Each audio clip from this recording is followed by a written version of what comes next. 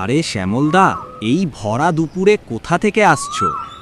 আর বলিস না রে, রনিতের মেয়ের বিয়ে ছিল, সেখান থেকেই আসছি।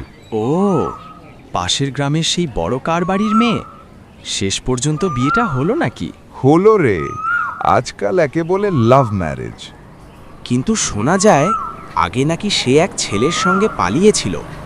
ছি ছি, এমন কথা বলিস না, একটু ঘুরতে গিয়েছিল মাত্র। কিছুদিন পর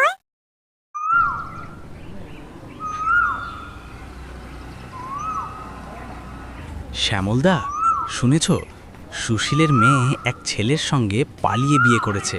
হ্যাঁ রে, মেয়েটার চরিত্র ভালো ছিল না বলেই তো এমন করেছে। আয় নাকি? বন্ধুরা লক্ষ্য করুন, একই কাজ করলো দুই মেয়ে। একজন ধনী ঘরের, তার নাম হলো লাভ ম্যারেজ, আর একজন গরিব ঘরের, তার গায়ে লাগানো হলো চরিত্র খারাপের তকমা। এটাই কি আমাদের সমাজের বিচার, নাকি বিচারটা মানুষ নয় তার অর্থ করে? আপনার মতামত কমেন্টে জানাতে ভুলবেন না। আর হ্যাঁ, ভিডিওটি যদি বাস্তব মনে হয় একটু লাইক